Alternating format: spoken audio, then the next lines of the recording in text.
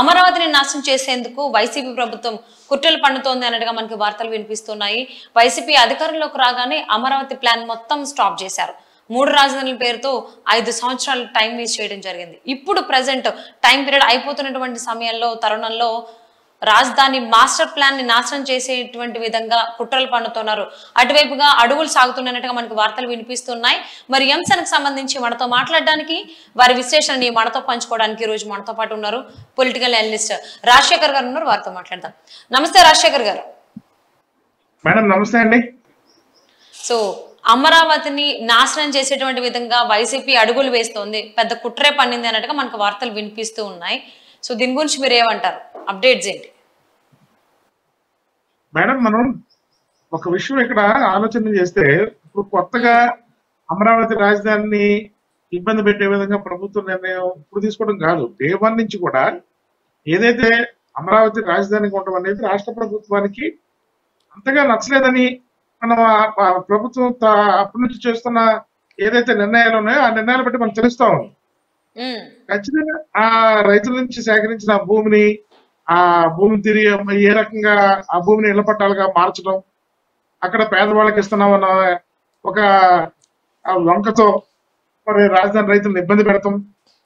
అలాగే మరి 3 రాజధానుల పేరుతో మరి ఈ రాజధానిని నిర్వీర్యం చేయడానికి ప్రయత్నం చేయడం, అక్కడ ఉన్న నిర్మాణాలకు సంబంధించి దేని జోలికి వెళ్లకుండా నిర్మాణాలు పూర్తి చేయకుండా అలాగే శిథిలావస్థ చేరుకునే విధంగా చేయడం, ఇవన్నీ కూడాను అమరావతి రాజధానిగా ఉండడం అనేది రాష్ట్ర ప్రభుత్వానికి ఇష్టలేని చర్యగానే కనబడతా ఉంది మనకి. తర్వాత హైకోర్టు ద్వారా వచ్చిన ఆదేశాల మేరకు సిఆర్డిఏ మరి అక్కడ ఇటీవల ఏదైతే అసంపూర్తిగా మిగిలిపోయిన భవనాలు, శిథిలావస్థకు చేరుకోబోతున్న భవనాలని ఎమ్మెల్యే గాని ఎమ్మెల్సీ క్వార్టర్స్ గాని ఇతరత్ర భవనాలని నిర్మాణాలు మళ్ళా పూర్తి చేయడానికి మరి వాళ్ళ పనులు ప్రారంభించడం జరిగింది. ఆ పనులు జరుగుతున్న తరుణంలోనే మళ్ళా మరొకసారి భూసేకరణ అంటూ మరి కొత్తగా మళ్ళీ ప్రభుత్వం ఒక గెజెట్ నోటిఫికేషన్ రిలీజ్ చేయడం అనేది ఇవన్నీ చూస్తుంటే మరి ఇక్కడ రైతులు చాలా బాధపడతా ఉన్నారు. ఏదైతే అమరావతి మన రాజధాని అని ఆశించిన ఆంధ్రప్రదేశ్ వాసులు కూడా బాధపడతా ఉన్నారు. అంటే రాజశేఖర్ గారు, కరెక్ట్ గా 2-3 రోజుల్లో ఎలక్షన్ నోటిఫికేషన్ వచ్చేటువంటి అవకాశం ఉంది కాబట్టి ఇప్పుడు ఇలాంటి కుట్రలు పనడం అంటే అమరావతి మాస్టర్ ప్లాన్ ఏదైతే ఉందో అది నాశనం చేసేటువంటి విధంగా ఆల్మోస్ట్ 21 గ్రామాలకు సంబంధించి 625 ఎకరాలను ఈ ప్లాన్ నుంచి తీసేస్తున్నట్టుగా కూడా మనకి వార్తలు వినిపిస్తూ ఉన్నాయి. అంటే వెళ్ళే ముందు అంతా నాశనం చేసి వెళ్ళాలనేటువంటి ఉద్దేశంతో ఇప్పుడు ఉన్నటువంటి ప్రభుత్వం ఉందని చెప్పేసి అనుకోవచ్చు అంటారా? ఇప్పటికే మేడం నిజంగా మనం అమరావతి కనుక వెళ్ళినట్లయితే, ఆ రాజధాని ప్రాంతానికి వెళ్ళినట్లయితే, ఆ సచివాలయం ఆ హైకోర్టు ప్రాంతానికి వెళ్ళినట్లయితే అక్కడ చూస్తున్న రోడ్లు కానీ అక్కడ చూస్తున్న సగం పూర్తయిన నిర్మాణాలు ఎన్ని చూస్తే నిజంగా ఏ వ్యక్తికైనా చాలా బాధ కలుగుద్ది. ఎందుకంటే ఆ నిర్మాణాలే కనుక పూర్తయి అది కంటిన్యూ అయి ఉంటే కనుక చక్కటి ఒక మహానగరంగా ఆ నగరానికి సంబంధించిన మౌలిక వసతులన్నీ కూడా ఏర్పడే విధంగా ఆ అమరావతి రాజధాని రూపుదిద్దుకునేది. కానీ ఈ ప్రభుత్వం వచ్చిన కాడి నుంచి ఒక్క ఇటుకు కూడా వేయకుండా, కనీసం మట్టి కూడా వేయకుండా ఆ నిర్మాణాలన్నీ అసంపూర్తిగా ఉంచేసి, మళ్ళీ అసంపూర్తిగా ఉండవు కదా, ఈ కోట్లాది రూపాయలతో నిర్మించినటువంటి ఆ భవనాలన్నీ కూడా శిథిలావస్థకు చేరుకుని ముళ్ళ కంపలతో నిండిపోయి, నిజంగా ఆ రోజు బొత్స సత్యనారాయణ గారు ఒక మాట అన్నారు, అది శ్మశాన వైరాగ్యం, అది రాజధాని అది అప్పుడేమో కానీ ఇప్పుడు మాత్రం దాన్ని తలపించే విధంగా తయారైంది రాజధాని. మరి ఈ రోజున మరి ఎన్నికలు సమీపిస్తున్న తరుణంలో తర్వాత ప్రభుత్వం వస్తుందా రాదా అనే మీమాంసలో ప్రభుత్వం వాళ్ళు ఏ ప్రభుత్వ అధికారులు ఉన్నా తర్వాత నెక్స్ట్ మన ప్రభుత్వం వస్తుందా అనేది ప్రజల తీర్పు మీద ఆధారపడి ఉంటుంది.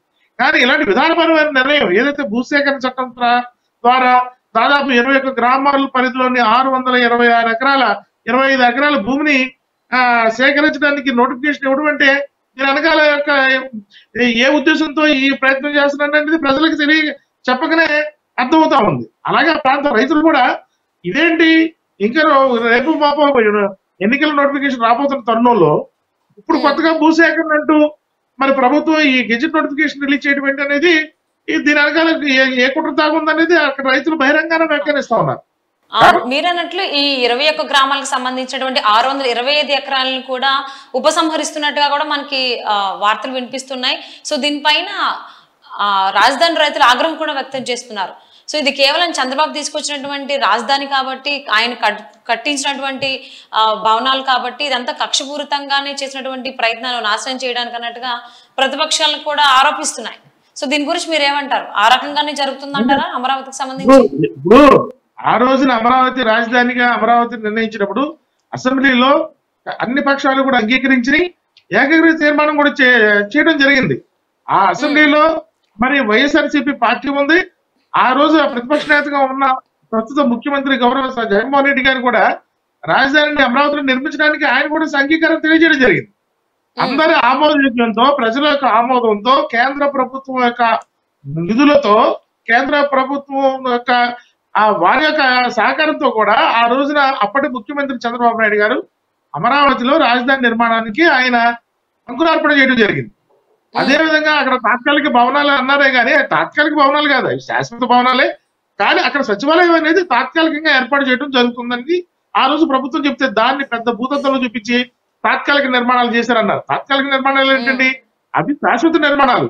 సచివాలయానికి మళ్ళా సపరేట్ గా వేరే భవనాలు నిర్మించేటప్పుడు ఇప్పుడు ఏదైతే సచివాలయానికి ప్రస్తుతం ఉన్న భవనాల్ని వేరే శాఖలకు కేటాయించవచ్చు అనేది అప్పుడు ప్రభుత్వం యొక్క ఆలోచన. అందుకనే సచివాలయాన్ని తాత్కాలికం అన్నారు కానీ ఆ భవనాల్లో, కానీ భవనాలు తాత్కాలికం అని చెప్పలేదు. కానీ దాన్ని కూడా ప్రజల ముందు ఒక పూచీగా తాత్కాలిక రాజధాని అని చెప్పి, తాత్కాలిక సచివాలయం అని చెప్పి ఒక నెపం వేసి ప్రజల్ని మభ్యపెట్టే ప్రయత్నం ఆ రోజు చేయడం జరిగింది. కానీ ఆ రోజున ఏదైతే హైకోర్టు భవనాలు ఉన్నాయో, ఏదైతే సచివాలయ భవనాలు ఉన్నాయో, ఇవన్నీ శాశ్వత కట్టడాలు కానీ ఆ రోజు ప్రభుత్వం నిర్మించడం జరిగింది. అప్పుడు నిర్మించిన తర్వాత ఆ రోజు అంగీకారం తెలియజేసి ఏదైతే మన రాజధాని అమరావతి అని ప్రపంచవ్యాప్తంగా మనం గర్వంగా చెప్పుకున్న పరిస్థితి నుంచి ఈ రోజున అమరావతి అనేది అది ఏ రకంగా దారి తీసింది అనేది ఇప్పుడు కళ్ళ కట్టినట్టు మనకు కనపడతా ఉంది. ఇది ప్రపంచంలో ఉన్న మన ఆంధ్రప్రదేశ్ ప్రజలందరూ కూడా చూసి చాలా బాధపడుతున్న సందర్భం అది. ఇకనైనా ఏదైతే ఈ రాజధాని 3 రాజధానులు అనేది అధికార వికేంద్రీకరణ కాదు, అభివృద్ధి వికేంద్రీకరణ జరగాలని ఆంధ్రప్రదేశ్ ప్రజలందరూ ఏకగంటంతో కోరుతా ఉన్నారు. అధికార వికేంద్రీకరణ అనేది ఏకీకృతంగా అధికారం ఉండి అభివృద్ధి అనేది వికేంద్రీకరణ జరగాలి. అన్ని ప్రాంతాల్లో ఉన్నట్టు వైజాగ్ కానివ్వండి, ఇటు కర్నూలు కానివ్వండి, ఇటు ఆంధ్ర కానివ్వండి, మన అమరావతి కానివ్వండి, ఈ 3 ప్రాంతాలు గల 3 రాయలసీమ, ఉత్తరాంధ్ర, కోస్తాంధ్ర ప్రాంతాలు ఆ అభివృద్ధి చెందాలని ప్రజలు కోరుకుంటున్నారు. కానీ అక్కడ సచివాలయము, ఇక్కడ మంత్రుల క్వార్టర్స్, అక్కడ ముఖ్యమంత్రి గారి భవనం ఉండాలని ఆంధ్రప్రదేశ్ ప్రజలు కోరుకోలేదు.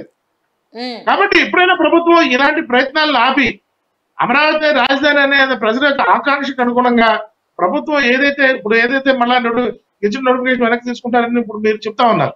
ఏదైతే భూసేకరణ కూడా మళ్ళీ వెనక్కి తీసుకుంటుంది ప్రభుత్వం, దాన్ని విరమించుకుంటున్నది. చాలా సంతోషం. ఆ ప్రయత్నాన్ని ప్రభుత్వం విరమించుకున్నందుకు ప్రభుత్వానికి ధన్యవాదాలు. అలాగే ఏదైతే 3 రాజధానులు అన్న ఏదైతే ప్రభుత్వం యొక్క ఆలోచన కూడా విరమించుకుని అమరావతి రాజధాని అనేది ఈ ప్రభుత్వం ప్రకటన చేస్తే వచ్చే ఎన్నికల్లో ఏమన్నా ప్రజల నుంచి వారికి ఒక మంచి మళ్ళా ఏదైనా అవకాశం ఏమైనా ప్రజలు ఆలోచించారనేది నేను అనుకున్నాను. సో రాజశేఖర్ గారు, అసలు మరి అమరావతికి సంబంధించి కుట్ర జరుగుతోంది, వైసీపీ ప్రభుత్వం కుట్ర పండుతోంది. అమరావతి రాజధానిగా లేకపోతే రాజధాని మాస్టర్ ప్లాన్ ఏదైతే ఉందో అది నాశనం చేసేటువంటి దిశగా కుట్రలు పండుతున్నాయి అన్నట్టుగా ప్రయత్నాలు జరుగుతున్నట్లుగా మనకి వార్తలు వినిపిస్తున్నాయి. మరి అది సక్సెస్ అవ్వకుండా ఉండేలాగా ఆశిద్దామండి. And thank you so much for spending your valuable time with us, Rajasekhar garu. Thank you Raj madam. Thank you Raj.